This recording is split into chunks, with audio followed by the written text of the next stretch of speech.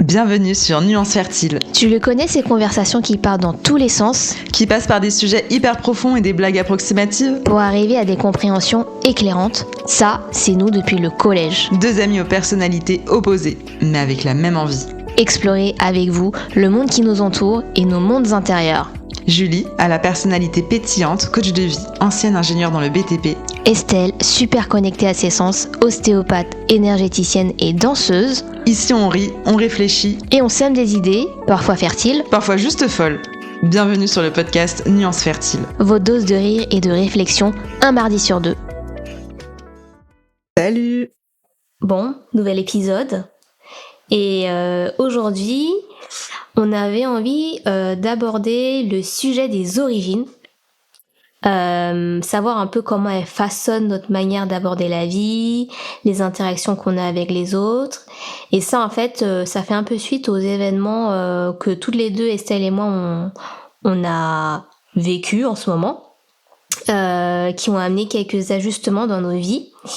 Et donc, on voulait s'interroger sur nos origines respectives et trifouiller un petit peu tout ça en profondeur. Toi déjà, Estelle, première question à 1 million. C'est quoi tes origines? Mes origines, oui, je précise qu'elle a écrit mexicaine algérienne entre parenthèses. Je sais pas si tu parlais d'une sauce ou... mais c'est pas du tout mes origines. Non, mais parce qu'en fait, quand on regarde ta tête, on sait pas trop... T'es quoi, en fait? Alors, je vais élucider le mystère. Je vais Vas-y, révéler dis-nous tout. le mystère. Alors, du côté de ma maman, Oui. son père, en fait, était martiniquais et sa mère bretonne. Donc, en fait, ma mère est métisse. Et du côté de mon père, alors, il y a son père et sa mère étaient tous les deux De ce qu'on sait. espagnols, oui. Après, ma grand-mère est née en Algérie et du coup a été dans la culture pied noir, mais en tout cas, voilà, c'était plus ses origines espagnoles. Donc, conclusion, toi, t'es quoi? Bah moi, je suis un mélange. Je suis un mélange de tout ça. Et c'est vrai que oui, j'ai l'impression que ce qui transparaît le plus, c'est le côté méditerranéen. Et c'est vrai qu'on me prête plein d'origines différentes, quoi. Ça dépend des pays dans lesquels je suis. Mais quand j'habitais dans le 93, souvent on me demande si je suis algérienne. Après, des fois, on peut me poser la question si il y en a qui voient le côté les îles un petit peu. Donc, des fois, on va me demander la Réunion, Ouais, réunionnaise. les Antilles, rarement quand même. Rarement, mais ouais, plus la Réunion. Après, Amérique latine, de temps en temps, on a pu me poser cette question. Mais... Ça t'aime bien, non? ouais, je sais pas. Ouais, Are you Colombian? Et turc, et on m'a déjà demandé turc aussi. Je me rappelle, quand j'étais à l'étranger, on m'a demandé si j'étais turque. Mais donc oui, effectivement, on me prête plein d'origines différentes. D'accord. Et si on va un peu au cœur du sujet, là, c'est quoi ton rapport à toutes tes origines, là, espagnoles, martiniquaises, bretonnes? C'est quoi ton rapport, toi, à tes origines au fil des années? Quand j'étais enfant, j'ai pas mal grandi quand même dans la culture espagnole avec le fait de pouvoir partir en vacances en Espagne. On avait un peu de famille là-bas, du côté français, mais quand même un peu de famille en Espagne. Moi, j'entendais mes grands-parents discuter, s'engueuler en espagnol quand ils me gardaient. Hijo de la puta! Non? Non, j'ai jamais entendu ça. Enfin, je me rappelle pas de ça. Je pense que c'était quand même assez... Ils faisaient attention, mais bon, en tout cas, ouais, je sais que quand ils voulaient pas que je comprenne ce qu'ils disaient, ils parlaient en espagnol. Ma blague, c'est trop drôle. Bah, c'est bien, rigole. Est-ce que je peux raconter mon histoire ou Oui, c'est trop demandé? Continue, on t'écoute. Et du coup, qu'est-ce que je disais? Oui, donc du coup, il y avait quand même le côté espagnol qui était assez présent. Le côté entier un peu moins parce que en fait, ma maman, elle a pas connu sa mère, donc le côté breton, elle a pas connu. Et en fait, son père a eu une maladie et est mort quand elle avait 13 ans. Donc elle a pas baigné. Enfin, à partir de ses 13 ans, elle a plus trop été dans cette culture-là. Donc elle a pas pu trop me transmettre. Bon, il y a quelques il y a quelques plats quand même qu'elle m'a transmis, enfin c'était pas hyper présent. Et même si mes parents avaient mon père, il a vécu aussi en Afrique à un moment. Ouais. Pour son service militaire au Cameroun. Et donc, tous les deux, je les sentais quand même très connectés à la culture afro-caribéenne, en gros. Tous les jours de l'an, c'était des jours de l'an compas, zouk. Ah ouais. Ah oui, des soirées pour le nouvel an, compas. Ouais, ou zouk, même d'autres occasions parfois, mais c'était beaucoup. Trop marrant. Ouais. Et en fait, quand j'étais ado, je me rappelle, je pense que tu te rappelles aussi, mais j'avais envie de revendiquer un peu le côté antillais, le côté martiniquaise. Ah oui. Et j'étais assez frustrée que ça se voit pas sur. Moi, je le voyais bien dans tes oreilles. Hein. Mais oui, effectivement, par la musique que j'écoutais, j'écoutais beaucoup de dancehall. Puis je mettais des créoles et des perles rouges, jaunes, verts. C'est surtout de ça dont moi j'ai l'image là. Ouais. C'est l'image qui me vient. Des grosses créoles avec les couleurs de la Martinique. Ouais. J'essaie de porter ça dans mes vêtements aussi. Enfin, après en fait, je pense que j'avais envie de. Ah oui, les tresses collées. Oui, c'est vrai. J'en faisais à ma petite sœur aussi. Et c'est vrai que j'ai essayé de vivre,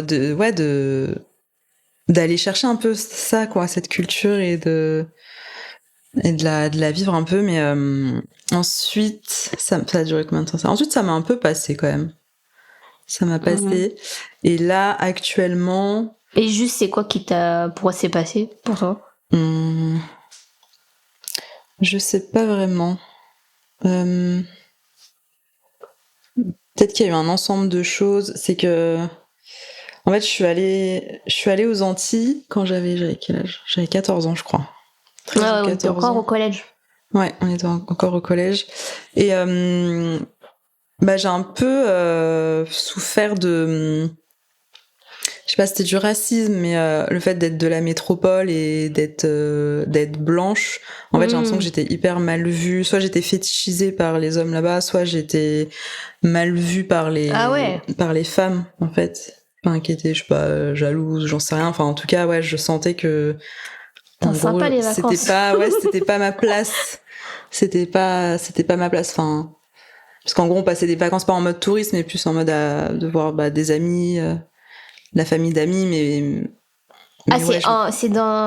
c'est avec ces personnes-là que tu sentais. Non, c'était justement avec les personnes extérieures. Ok. C'était avec les personnes extérieures. Donc peut-être que ça y a participé. Et je me suis dit ça sert à rien d'essayer de revendiquer, d'essayer de créer une appartenance, puisqu'au finalement je me sens pas du tout appartenir. Et je sais que c'est quelque chose dont m'avait parlé ma mère aussi, que en fait elle se sentait des fois trop blanche pour les personnes à la peau noire et trop noire pour les blancs, en gros. Et du coup c'était dur de trouver sa place. Être dans un entre-deux, mais finalement d'un côté comme de l'autre, tu te sens pas complètement à ta place, quoi. Oui, c'est ça. En tout cas, à l'époque, c'était plus difficile, je pense. C'était la seule métisse de sa classe, c'était la plus foncée. Alors qu'en vrai, en plus, elle est quand même assez claire de peau. Enfin, bref, maintenant, c'est différent. Heureusement, il y a des mentalités qui ont évolué, mais je sais que c'était pas évident pour elle. Et après, j'ai pas souvenir de vraiment s'il y a d'autres choses qui ont... Non, je pense que j'ai pris conscience que oui, c'était là en moi, mais sans aller forcément avoir besoin de le revendiquer. En fait, je me suis dit, je suis ce que je suis, je vis les expériences que je vis, mais sans avoir besoin d'aller le chercher et l'exacerber. T'en avais marre de porter du vert, du jaune et du rouge, quoi. Tu voulais du violet. Oui, il y a un moment, il fallait arrêter. Hein.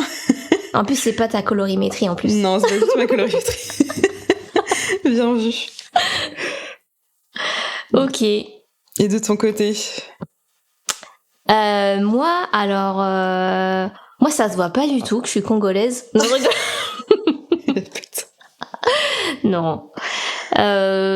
Moi, en fait, je suis... l'Asie, chinoise, thaïlandaise, cambodgienne. Ma mère, elle est chinoise, thaïlandaise. Mais en fait, c'est assez particulier parce qu'il y a eu plusieurs vagues d'immigration. Les parents, donc mes grands-parents maternels, ils sont nés en Chine. ils sont arrivés en Thaïlande. Et du côté de mon père, c'est un peu pareil. Ils étaient chinois de base. Et ils sont arrivés au Cambodge. Et en fait, mes 2 parents ont fui la Thaïlande et mon père le Cambodge par rapport à la situation politique. Il y a eu un génocide, le génocide des Khmer Rouges, je sais pas si tu vois un petit peu. Mais donc du coup, ils ont tous les 2 fui et ils sont arrivés en France. Donc il y a eu vraiment 3 vagues d'immigration. Et donc moi, je suis née en France. Mais voilà, je trouve ça, je sais pas, marrant, non, c'est pas le terme.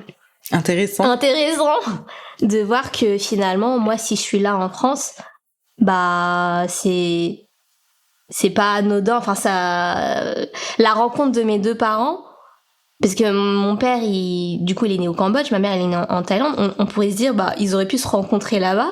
Ouais. Et finalement, ils se sont rencontrés en France, quoi. Enfin, je sais pas, je trouve ça beau, quoi. Je n'existerais pas si mes parents n'avaient pas vécu tout ça. Ok. Voilà. Et donc moi, dans mon enfance, c'est mon rapport par rapport aux origines, c'est assez particulier. Il y avait un côté où j'étais super fière de mes origines. J'adorais en fait être un peu la seule asiatique de mon groupe pour promouvoir, parler de mes origines, tout ça.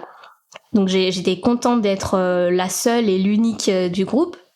Et en même temps, j'avais ce besoin, tu vois, de m'assimiler et de surtout pas rester avec la communauté asiatique. C'est hyper étrange. Il y a un peu un mélange des deux. Et en fait, je rejetais un peu le fait d'avoir ou de traîner avec des asiatiques, tu vois. Pourquoi tu rigoles? En fait, j'ai du mal à me concentrer parce que Pourquoi? je te regarde avec ta casquette. Parce qu'en fait, on trouve que sur les enregistrements, Julie parle plus fort, elle rigole, etc. Et du coup, ça fait saturer le son. Après, on s'arrache les cheveux pour que ça soit audible. Et donc là, elle a une casquette. Et au bout, il y a le micro avec le pompon, avec la bonnette. Moi, je te regarde pas, alors. Je regarde ailleurs. Je regarde le jardin. Parler super sérieusement. Ça va pas finir l'épisode. Non, on va y arriver. Voilà pourquoi je... Bon, voilà, résume tout ce que j'ai dit, là. Non, sûrement pas. Non, en fait, c'était super sérieux. Oui, c'était super sérieux. Bon, je peux résumer en disant que voilà, tu es un miracle de... Ok, ça c'était la première partie, bravo. Non, ah oui, si, qu'en gros, comment dire, t'aimais te sentir unique et particulière en tant qu'asiatique et que t'avais moins envie... Donc ça, c'était pendant l'adolescence et que t'avais moins envie d'être avec d'autres asiatiques. Ouais, pendant l'enfance et l'adolescence, je trouve... En fait, ça va peut-être être méchant ce que je vais dire, mais je sais pas, je trouvais que les Asiatiques n'étaient pas intéressants. C'était pas drôle, c'était pas intéressant. Et en fait, les centres d'intérêt qu'ils avaient, enfin, les peu de gens avec qui je traînais qui étaient asiatiques, donc juste des connaissances, quoi. Mais je trouvais que c'était pas intéressant. Ils étaient à fond sur tout ce qui était manga, sur la culture musicale K-pop. Je sens que je vais perdre des auditeurs là parce que là c'est en train de monter en flèche. Mais non, c'était avant. Oui, non, mais oui, là maintenant j'adore. Et en fait, je trouvais ça pas super intéressant et surtout le côté très renfermé sur soi, très discret. Moi, j'aimais bien rester avec des gens qui faisaient des blagues. Bon, tu faisais pas forcément plein de blagues, toi, mais tu vois, il y avait un côté... Je rigolais aux tiennes. Oui, voilà, tu rigolais à mes blagues. Et ouais, il y avait un côté où je rejetais « Ah bah non, j'ai pas envie d'être assimilée à eux. » Et en gros, je voulais juste retirer... peut-être le meilleur de tout ça qui est le côté culinaire, culturel, les traditions et promouvoir ça plus que m'assimiler à ce genre de personnalité-là, quoi. Ok, ouais, c'est par rapport à l'image que les gens extérieurs peuvent avoir des Asiatiques, Ouais, je c'est-à-dire crois que genre c'est ça. discret. Ouais. Ouais. Ouais, parce qu'en plus, moi, en fait, bah... Bah, t'es pas discrète, quoi. Bah ouais, c'est ça, en fait. C'est que je me retrouve pas du tout dans ce cliché-là, mais qui, au final, est un peu vrai, quoi. Donc, il est de moins en moins, je pense aussi, mais... Et ben ouais, qui l'est de moins en moins. Et justement, j'ai pas mal cheminé par rapport à ça, parce que justement, aujourd'hui, j'ai découvert avec pas mal d'associations aussi qui sont en train d'être créées en France. Je pense notamment à il y a un média qui s'appelle Badme, le Badme Podcast, Fragmentis qui a créé un monument en mémoire du génocide des Khmers rouges en France, enfin à Paris. Ouais, c'est à Paris. Je dis peut-être des bêtises, bon, on me corrigera peut-être. Mais en Île-de-France, il y a aussi l'association des jeunes Tietu. Donc ça, c'est un peu la diaspora chinoise qui a en majorité en France. Il y a plein de collectifs et d'associations qui se créent où en fait j'ai rencontré des gens où je me suis dit ok, là d'accord, là je veux bien être assimilée à ça parce que t'as des gens hyper inspirants, t'as des gens qui créent des choses, des entrepreneurs qui font de la musique, qui sont aussi drôles, t'as un système de peur, tu vois, enfin. Et là je me dis là d'accord, je veux bien entre guillemets intégrer ou fréquenter les Asiatiques maintenant parce que avant pour moi ces gens-là n'existaient pas dans la communauté asiatique quoi. Enfin j'en avais pas trouvé ou peut-être que j'étais trop jeune ou qu'il y avait pas aussi les médias et les événements pour que je m'en rende compte quoi. Ok. Et est-ce que tu as envie de nous parler du voyage que tu avais fait en Chine? En Chine? Ah oui,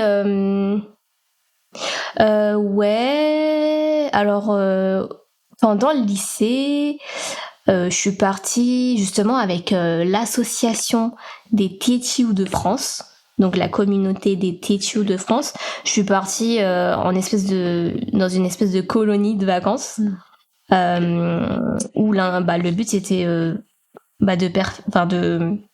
d'apprendre le mandarin pendant 5 semaines et en même temps de visiter la Chine, enfin plutôt Pékin et tous les lieux emblématiques de Pékin. C'était la première fois que je partais solo. J'avais 17 ans.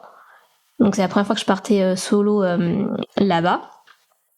Et du coup, j'ai rencontré plein de gens. Je me suis liée d'amitié à plein de gens. Je me suis grave bien amusée. J'ai pas mal progressé en mandarin.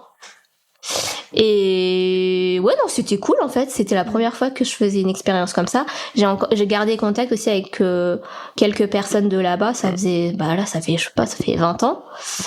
Et ouais, je me suis bien amusée quoi. Oui. Et est-ce que ça te faisait te sentir quelque chose justement par rapport à tes origines? Est-ce que tu te sentais, est-ce que tu réalisais un peu que c'était genre une des terres de tes ancêtres? Bah à ce moment-là, pas tellement. Ouais. J'avais 16-17 ans. Et à ce moment-là, non, j'avoue que je pensais surtout à m'amuser et à progresser un peu en mandarin, parce que je t'avoue que franchement, il y avait plein de gens qui allaient là-bas. Et en fait, c'était un prétexte.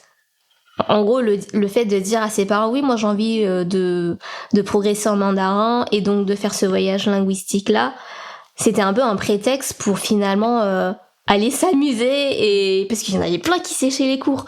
Et moi, en fait, je ne séchais pas les cours, mais je sortais aussi avec mes potes. Du coup, je dormais pas beaucoup.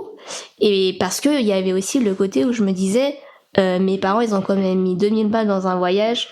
Je vais quand même pas revenir sans connaissance en plus, tu vois. Ouais. Je vais être cramée, et c'est surtout, bah oui, je sais pas, il y a un peu un côté de... C'est normal d'apprendre, enfin, c'est aussi intéressant, tu vois. Mais j'avais pas tellement Ouais, la conscience. Ouais, je prenais pas conscience que j'étais dans la terre de mes ancêtres. Bon, surtout que c'était Pékin et nous on vient pas de Pékin, donc Ok. Bon, la terre au sens large quand même. voilà, le terroir, ou je sais pas comment on dit ça. Et pourquoi c'était important, par exemple, pour toi de faire cet épisode aujourd'hui sur les origines? Pourquoi est-ce que aujourd'hui, quelle place ça prend aujourd'hui dans ta vie?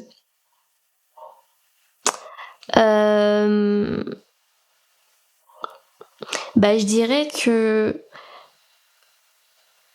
de manière, enfin, j'ai pris conscience que finalement, je parlais souvent de mes origines. Mes origines, en fait, elles influencent beaucoup plein de choses dans ma vie. Déjà dans ma cuisine. Bah, moi, je cuisine pas mal asiatique. Donc, et la cuisine, c'est quelque chose dont je parle souvent avec mes amis. Et naturellement, on va embrayer sur la cuisine asiatique, les plats que je suis amenée à faire, puisque en plus, qui sont majoritairement anti-inflammatoires, sans lactose, sans gluten. Et vu que je suis dans ce délire-là, bah, naturellement ou indirectement, je vais parler de ça. Et donc, je suis amenée à souvent parler de la culture asiatique dans ce que je fais dans mes cuisines. Ça va nourrir aussi les événements auxquels je participe. Donc, je faisais référence tout à l'heure aux événements de ces différents médias, de ces différents collectifs. Donc, ces derniers temps, je participe beaucoup à ce genre d'événements. Et le dernier en date, c'est d'ailleurs un film féministe chinois qui était trop drôle et à la fois trop drôle et à la fois super émouvant. Première fois que je participe que je regarde un film féministe chinois, donc j'ai adoré. Donc ça dicte aussi les sorties que je fais et puis aussi les sorties que je fais en famille, les traditions qu'on a par rapport à des événements de l'année, le Nouvel An chinois, la Toussaint asiatique, tout ça. En fait, naturellement, quand tu parles à tes amis de ce que tu fais, bah tu parles de tout ça. Et moi, naturellement, en fait, j'ai remarqué que dans tout ce que je faisais, il y avait une part d'Asie, quoi. Et toi, parce que j'ai beaucoup parlé là. Moi, c'est vrai que quotidien, pendant un moment, les origines, j'y pensais pas plus que ça. Et c'est vrai qu'il y a, par exemple, je crois que c'était en 2020, j'ai fait un stage, c'était une sorte de stage de développement personnel et spirituel. Et et celui-là, c'était un stage spécial femme. Et en fait, fallait en amont, fallait faire un arbre généalogique, voire même un arbre gynécologique, où en gros on devait noter, c'était beaucoup orienté autour des femmes, s'il y avait eu des enfants morts, des fausses couches, des féminicides, des choses, c'était beaucoup lié autour des femmes. Et donc déjà rien qu'en faisant ça, en fait ça m'a permis de poser des questions à ma tante pour avoir des infos du côté de mon père et à ma mère pour avoir des infos de son côté aussi. Et donc déjà rien qu'avec ça, en fait j'ai appris plein de choses et je me suis rendu compte qu'en fait je savais pas grand chose et j'ai été étonnée vraiment de ce que j'avais Et t'as appris quoi? De ce que j'avais appris. Qu'est-ce que t'as appris? Après, j'ai appris plusieurs choses, mais une des choses qui m'a marquée, c'est que en fait, comme mon grand-père quand il était en Espagne avec ses parents, en fait à un moment ils ont voulu fuir le franquisme, et quand ils ont voulu passer la frontière entre l'Espagne et la France, mon grand-père et sa mère en fait ont été arrêtés et ont été emprisonnés. En fait ils ont été en prison et ils sont restés en Espagne, mais par contre donc son père, mon arrière-grand-père, lui a pu passer. Et donc par exemple mon grand-père il a pas vu, et sa mère, ils ont pas vu, mon grand-père n'a pas vu son père de ses 4 ans à ses 14 ans, donc pendant 10 ans. Okay. Et ensuite, ils ont réussi à passer la frontière et à arriver en France, rejoindre mon arrière-grand-père. Mais non, mais moi, je trouve ça trop ouf. Ah oui. Comment ils se retrouvent, les gens? Bon, après, Non, mais c'est je sais vrai. pas, je pense qu'il y avait, voilà, c'était... Ouais, mais en Ouais, fait, ils se sont, enfin, ils avaient juste donné des, je sais pas, ils ont dû réussir à trouver une façon de communiquer, j'en sais rien, ou mais alors ouais, ils mais c'est ça savaient, ils qui se est sont fou, quoi. doutés, ou... Parce qu'il y a tellement d'histoires comme ça où c'est pareil dans ma famille de oui, on est parti au Vietnam, mais après on est passé dans un camp je sais pas où, et finalement en France, tu sais pas pourquoi, par quelle magie, tu te retrouves dans la même ville. Enfin, tu Oui, non, vois? mais après, c'était pas un hasard. Je pense qu'ils ont. C'est avec les connaissances aussi. Puis, bah, Oui, mais c'est puis ça. un Espagnol qui est pas français et enfin, qui a jamais vécu en Espagne, en France, pardon. Je pense que ça se voit aussi. Puis, Bah, il y a dû avoir des communautés où ils ont été plusieurs ouais, bah je pense que à c'est ça. passer. Il y avait des communautés, comme tu dis, il y a le côté où ils avaient des connaissances en commun, mais en fait, du coup, oui, c'est pas du hasard. Mais c'est quand même un travail de fourmi que de retrouver la trace, je trouve, de tes proches, quoi. Ouais. Moi, je sais pas, je trouve ça toujours fou. Je sais pas, je pense qu'ils savaient, moi. Je pense qu'il y avait. C'est le flair. Non, mais je pense qu'il y avait des endroits connus où, voilà, avec des gens qui aident. Enfin, comme dès qu'il y a des événements difficiles, il y a toujours des gens qui vont aider, qui vont soutenir un peuple Ouais, qui a mais t'as vu, besoin. il y a quand même...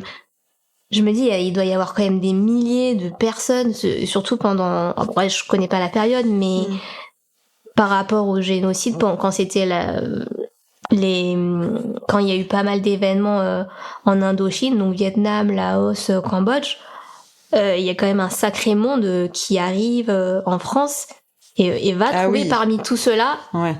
ta tante, ton petit cousin, Oui, tu vois. effectivement, c'est vraiment... ouais. Oui. Mais ok. Donc toi, c'est ce que t'as découvert que... Oui, donc c'est voilà, une des choses qui m'a marqué le plus. Après, il y a eu, voilà, plus d'autres informations. Et le but, c'était aussi de m'aider à comprendre peut-être des choses que je peux vivre moi dans ma vie. Donc, notamment, par exemple, avec la notion d'épigénétique qui fait que il y a des choses, par exemple des événements qu'on vit et qui en gros s'inscrivent dans notre information génétique et qu'ensuite on transmet à nos enfants et qui des fois, enfin voilà, ça aide à comprendre et à voir comment on peut mettre d'autres informations, d'autres événements quand ce qui est inscrit c'est des événements surtout de guerre, de déracinement, Ouais. Enfin, c'est intéressant, de manque aussi, peut-être, des fois de manque d'argent, de manque de nourriture, de manque de manque d'amour. Enfin, je trouve ça hyper intéressant. Donc ça, c'était en 2020. Et après, là, plus récemment, il y a quelques années, j'étais voir une kinésiologue. Alors, je me rappelle plus du motif de consultation, c'est vrai que ça aurait été intéressant. Mais en fait, elle m'a parlé... Elle m'a dit, voilà, il y a quelque chose avec le grand-père du côté de votre... Enfin, le père de votre père, etc. Donc moi, j'étais là, oui, machin. Et en gros, elle me parlait du fait que, en fait, après la séance, elle m'a encouragée à me reconnecter davantage à mes origines espagnoles. Ah oui, je me rappelle.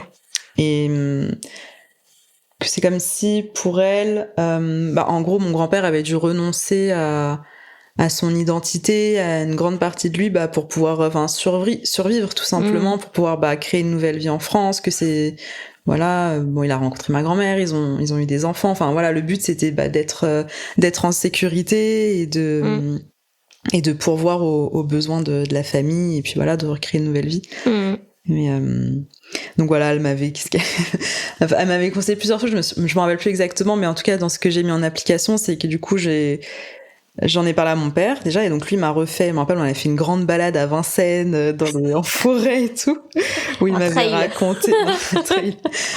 raconté pas mal de choses assez folles sur mon arrière-grand-père, mon grand-père, la guerre civile en Espagne et je lui posais plein de questions et après il m'a montré un film, il m'a offert un livre qu'il avait déjà lu, donc du coup j'ai un livre.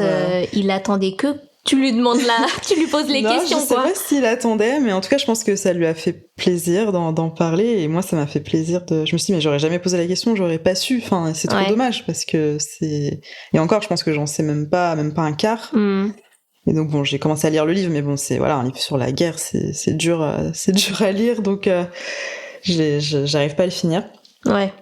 Mais c'est intéressant, ça décrit quand même pas mal de choses, mais en fait j'ai encore du mal à comprendre politiquement tous les tous les partis. Enfin, c'était pas voilà juste 2 parties. Enfin, je trouve que c'est quand même complexe. Et donc j'ai fait ça. Qu'est-ce que j'ai fait?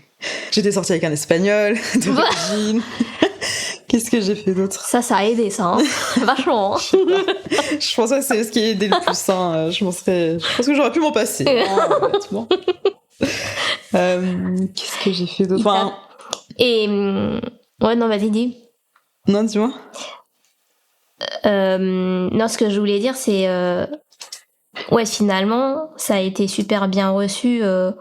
Le fait que tu poses des questions sur le passé, les ancêtres, les origines de ton père. C'est pas quelque chose qui voulait forcément cacher pour lui. Non, je crois pas. Après, peut-être qu'il y a des choses que lui-même ne sait pas, ou peut-être qu'il y a des choses qu'il faut pas dire, et dans ce cas-là, il me les a pas dites. Mais ouais. Non, j'ai l'impression qu'il était content de partager ça. Ouais, j'ai l'impression qu'il était plutôt content. D'accord. Et Ah oui, et par rapport à ça, bah oui. Non mais j'avais oublié le truc principal, c'est que ah mais oui. C'est que comment dire. Donc ça c'était je pense il y a 2-3 ans, et je crois quelques mois après, ou peut-être 1 an grand maximum. Ah non, j'ai pas le truc. Je pensais avoir le truc, mais vas-y, dis.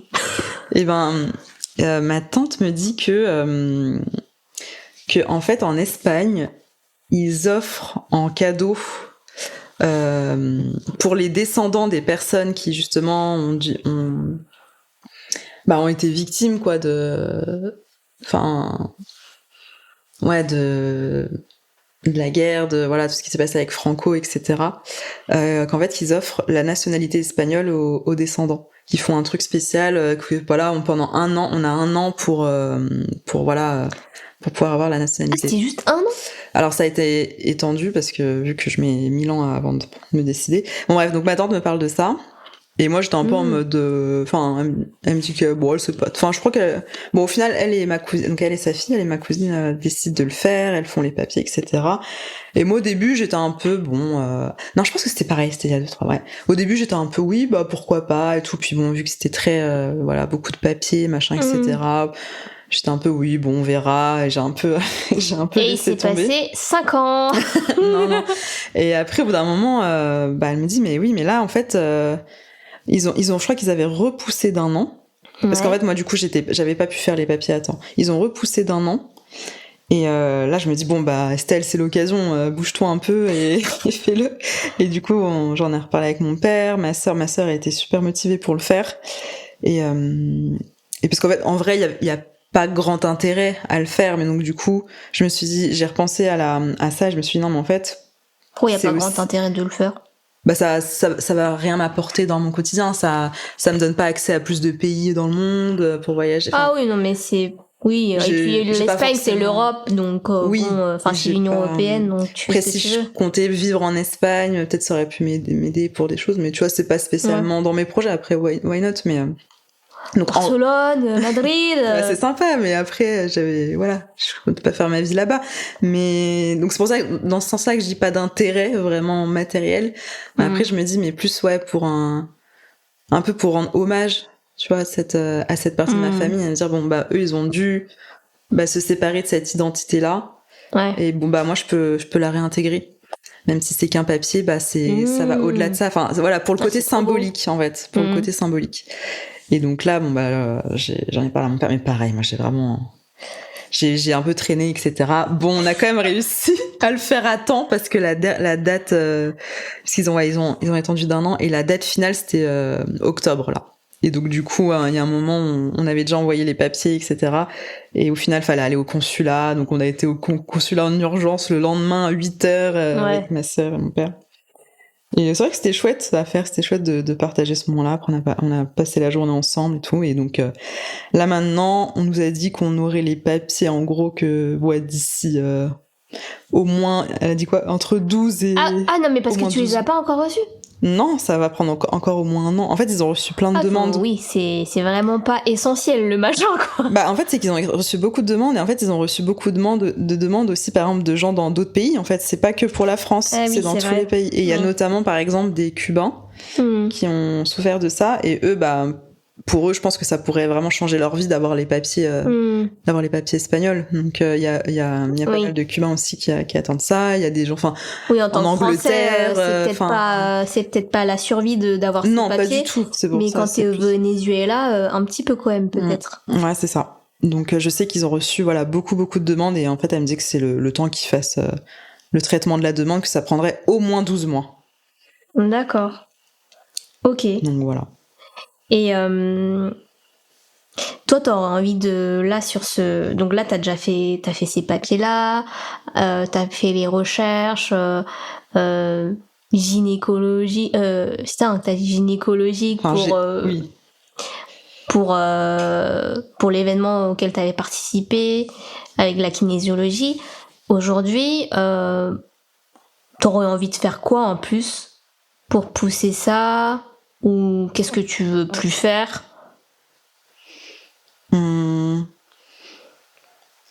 Bah aujourd'hui, j'ai pas spécialement envie de faire des choses de plus, mais voilà, juste garder quand même ça en tête et continuer. Enfin, tu vois, j'ai envie de retourner en Espagne. Ressortir avec des Espagnols. Non, c'est pas nécessaire. Mais en plus, j'ai une amie qui habite en Espagne, j'ai de la famille aussi, donc j'ai envie de garder le lien, avec eux. Donc, je sais que voilà, tous les peut-être, je sais pas, quelques années, j'irai parce que quand il fera moins beau ici, quoi. Non, je suis allée en décembre l'année dernière. Je me suis baignée, je me suis fait piquer par une méduse. Un énorme truc sur la fesse, on aurait dit que j'avais un suçon pendant un mois. Tu me l'as pas envoyé cette photo? Bah non. Mais je savais pas que tu tenais. Donc voilà, ça. Après, pour le côté entier, ma mère le fait, oui, c'est vrai, il y a l'autre côté aussi. Bah oui. Et elle est pas mal en contact avec des Antillais aussi. Donc des fois, on a des bons petits plats. Et moi, j'ai des souvenirs d'enfance aussi, où tu vois, parce que je te parlais des soirées tout à l'heure, des soirées compas, machin, etc. Et il y avait une tradition, ou des fois c'était les anniversaires, les machins, etc. Et il y a une tradition que j'aimais beaucoup, c'est que, en fait, vers 5h du matin, peut-être 6h, tu sais pas pourquoi, tout d'un coup, il y en a qui commencent à préparer un chocolat chaud, enfin, genre une brioche. En fait, je sais pas comment ça s'appelle exactement, mais en gros, c'est du pain perdu, quoi, non? Pain au chocolat, pain au lait. Le pain au lait, je sais plus. Ah, mince. Et en fait, c'est une brioche qui est faite, genre tressée, et qui va être cuite. Et avec un chocolat. Mais attends, mais il est quelle heure quand ils font ça? Parce que. Je sais pas, il est peut-être 4-5 heures, j'en sais rien. Le mec à 4h du mat, il se tape une brioche stressée. Ouais, ou les femmes. En fait, c'est pendant l'événement. En fait, comme l'événement dure toute la nuit, on danse, on discute, etc. C'est la fête, quoi. Au bout d'un moment, les gens ont faim. Et il y a les pâtes, quoi. Non, je pense que après, c'est pour le côté petit déjeuner, peut-être, tu vois. Et c'est un chocolat chaud qui est hyper réconfortant. Je crois qu'il y a du lait concentré dedans, il y a de la cannelle. Il y a il est épicé et c'est super bon. Et ouais, j'ai des souvenirs de ça, quoi, du chocolat le matin, enfin, à la fin de enfin, quand tu penses que la fête est terminée, bah non, il y a le chocolat et il y a le festin derrière. La brioche, et c'est trop, ouais, c'est une... D'accord. Ouais. Ok. Bon, moi, tu me poses pas la question, mais je vais te le dire quand même. Dis-moi, Julie, comment tu veux le faire vivre aujourd'hui? Du coup, attends, il faut que je réfléchisse. Non, mais si, qu'est-ce que tu vas faire cet hiver? Ah oui. Ah oui. Oui, c'est vrai. Alors en fait, moi, juste après mes études, je suis partie au Cambodge, donc j'ai beaucoup exploré le côté Cambodge. Je travaillais dans une association pour un projet d'adduction d'eau potable. Bon bref, peut-être que ça fera l'objet d'un autre épisode, mais j'ai beaucoup creusé les origines, on va dire cambodgiennes, voire un peu thaï. Et là, en décembre, en fait, ce qu'on va faire avec mes parents et mes frères et voilà, la famille, quoi, on va partir plus loin dans les origines. On va aller en Chine, dans la région de Canton, là, en fait, où mes grands-parents, mes arrière-grands-parents sont nés. Donc c'est trop bien.